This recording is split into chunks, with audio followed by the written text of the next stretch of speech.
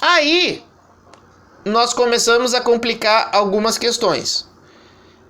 Existem basicamente 3 tipos de welfare state, tá? Segundo um autor chamado Gösta Sping Anderson, tá? Um autor nórdico e bastante conhecido nesse tipo de discussão, tá? Uma das principais referências intelectuais mundiais quando o assunto é welfare state, ou, traduzindo, estado de bem-estar social. De uma maneira resumida, pessoal, isso depois já foi recriticado e criticado que existem outras formas, mas de uma maneira bem sintética, para um início de debate com vocês que estão começando nesse debate, nós temos então o tipo liberal de welfare state, que dá uma elevada provisão privada e baixa desmercantilização. O que significa isso, professor? Essa palavra é muito difícil, eu sei. Significa, pessoal, na verdade, nada mais, nada menos que uma alta mercantilização, no caso, por exemplo, norte-americano, que é um caso de referência. Embora algumas referências intelectuais falem que os Estados Unidos é um pouco diferente do que se fala, ok? Quando vocês debatem em Estados Unidos, por exemplo, quando nós falamos sobre educação superior nos Estados Unidos, muitas vezes a gente fala que como é caro, né, pagar o ensino superior norte-americano comparativamente ao brasileiro. Esse debate houve no Chile há alguns anos atrás, para quem está interessado, e ele é uma questão importante, tá? Por quê? Por exemplo, vocês estudam numa universidade federal, ok? Essa universidade federal, ela tem que ser gratuita? Ou ela tem que ser, de repente, privada? Ou ela até mesmo pode ser pública, mas paga? Por que ela tem que ser gratuita para aquele usuário? Ou por que ela tem que ser pública, né? Falando também de uma outra maneira. A ideia, pessoal, é que quanto mais o Estado forneça serviços sociais, menos liberal ele é. Então, como os Estados Unidos é tido que, em termos de saúde e ensino superior na área de educação, para dar algum exemplo, é muito difícil resumir um país, é um debate muito mais longo sobre isso, né? Nós estamos aqui na véspera de eleições norte-americanas e isso pode ser debatido, vocês podem estar acompanhando isso. É que tem um custo. Quanto maior forem esses serviços oferecidos pelo Estado, mais carga tributária, ou seja, mais impostos nós vamos pagar. Quanto menos serviços oferecidos pelo Estado ou mais mercantilizado, né, esse serviço, mais as pessoas pagam no próprio bolso esses serviços, mas em compensação é menos tributado. Qual é o melhor modelo, professor? Não sei, e não existe ninguém que saiba dizer essa resposta. Nós estamos discutindo modelos teóricos, né? Quase que aquela questão weberiana lá de como é que ele chamava? Vocês se lembram? Né, de tipos puros, modelos ideais, né, que vocês estudaram em sociologia clássica. Aí um meio termo seria um Estado conservador corporativo, que ele dá uma forte provisão pública, ele tem um grau intermediário de desmercantilização, ou seja, às vezes é oferecido pelo Estado, às vezes é oferecido pelo mercado, depende muito da situação. Só que tem um problema, muitas vezes há uma segmentação ocupacional. O que é isso, professor? Por que no Brasil, por exemplo, alguns funcionários públicos existem aposentadorias diferenciadas em relação ao setor privado, existe estabilidade? Por que não é igual? Isto muito é o que acontece nesse estado de bem-estar social conservador corporativo, tá? Por que a gente fala corporativo? Porque muitas vezes, para tu ter acesso a alguns direitos, tu tem que estar dentro de uma corporação profissional, né? Olha, tu tem que ser funcionário público, por exemplo, tá? Tu tem que ser, sei lá, da área do direito, né? Depende de cada corporação, depende de cada país. Os sindicatos nesses países costumam ser fortes, tá? Exemplo aqui que o autor dá, um exemplo maior é a Alemanha. E no aspecto oposto ao liberal, né, nós temos o welfare state social-democrata, que a esquerda brasileira aqui gosta muito, né? Inclusive, a autora aí que vocês estão lendo, ela tem um leve tendência, claramente, se vocês lerem todo o livro dela, de gostar desse Estado. Por quê? Porque ele dá uma fortíssima provisão pública, ou seja, ele oferece serviços excelentes para as pessoas, como é o caso dos países nórdicos, como Suécia, Noruega, tá? Mas o exemplo maior típico é o típico sueco. E tem um grau elevado de desmercantilização e é universalista, tá? Ali está errado, tá? O professor de vocês é um pouco ignorante, às vezes escreveu universalista, mas é universalista. Cortem aquele i antes do a, ok? Então, assim, há um elevado grau, tá, de desmercantilização. O que quer dizer isso? Que o Estado fornece os serviços, que a saúde é pública, que a educação pública é universal, é para todos, não existe segmentação, todo mundo ganha.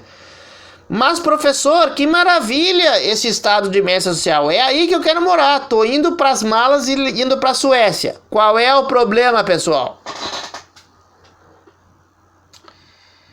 O problema, eu não tenho aqui, eu achei que eu teria, mas em outra oportunidade a gente vai discutir isso. E vocês podem pesquisar.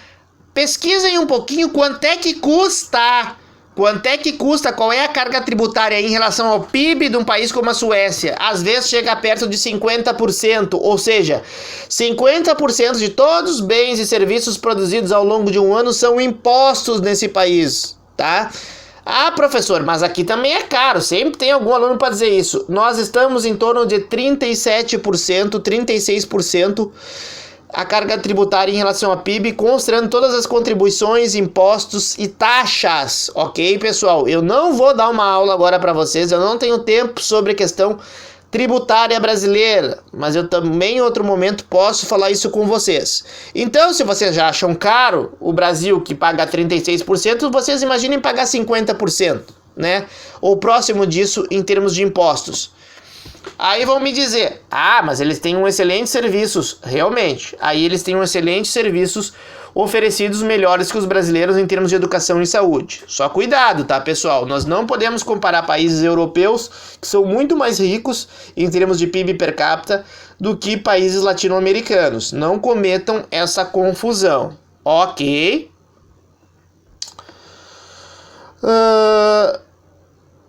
Aqui, pessoal, eu vou passar um pouco de uma maneira mais rápida, se vocês me permitirem, tá?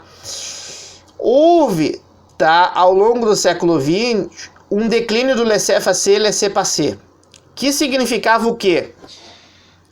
Vocês se lembram que lá no início do capitalismo mercantil, né, Hobsbawm, uma leitura interessante sobre isso, eram muitos contratos firmados no direito privado, ou seja, o Estado não dava muita interferência, não existia justiça do trabalho, por exemplo, sobre as relações entre o mercado privado e, por exemplo, a relação entre patrão e empregado, tá? Havia uma fraca participação do Estado nos serviços sociais. Por exemplo, vocês podem pesquisar no Google a chamada Poor Law. Essa discussão ela é bem interessante, tá, pessoal? Resumidamente, como é que funcionava às vezes a Poor Law lá no sistema inglês, o sistema de internatos?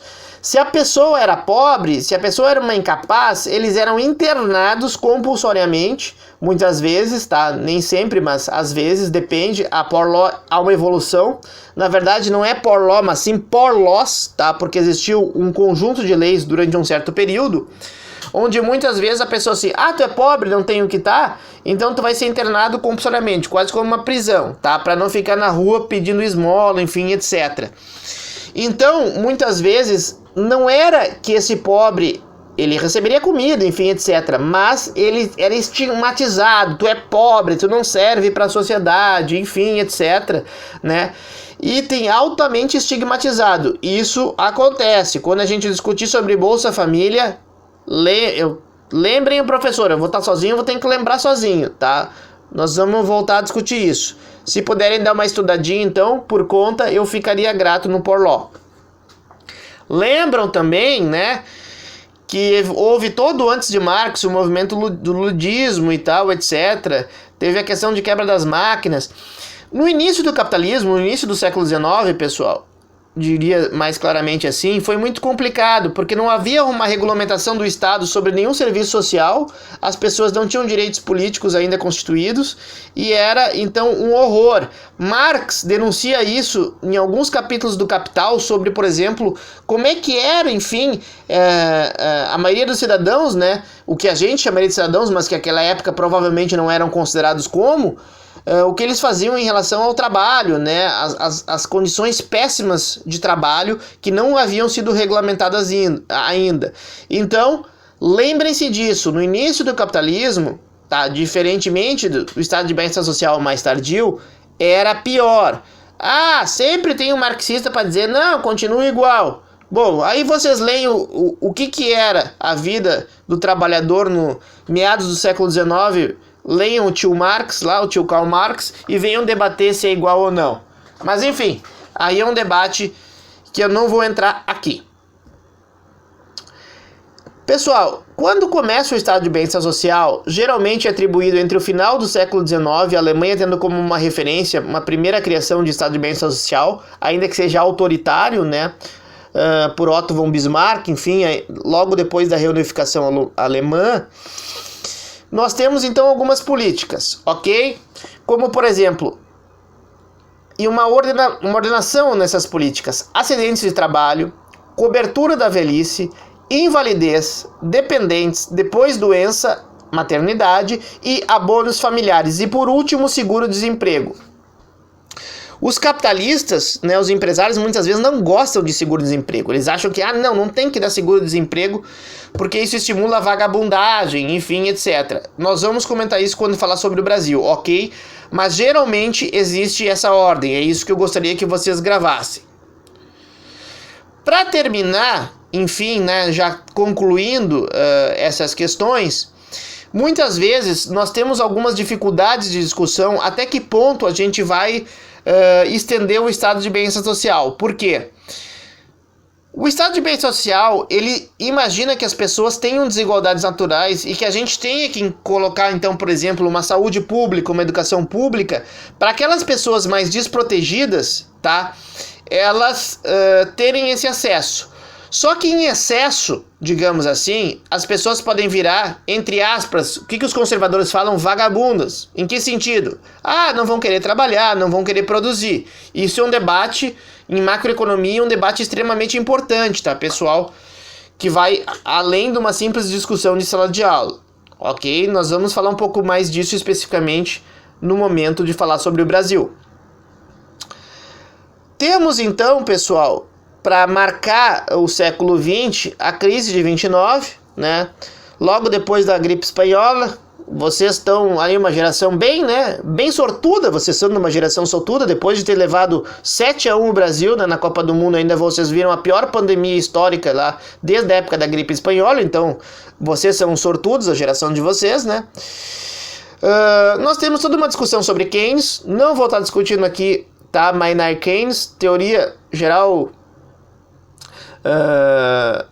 da moeda, se eu não me engano, o livro dele, o New Deal, que foi um novo acordo realizado nos Estados Unidos após essa crise de 29, gostaria que vocês dessem uma estudada nisso, e aí nós vamos ter o apogeu do estado de bem-estar social entre 35 a 1980. Ok, pessoal? Então agora, tá, eu gostaria de dar uma pequena pausa aqui para gravar depois o Brasil. Ok? Espero que vocês tenham compreendido e estudem o que eu disse.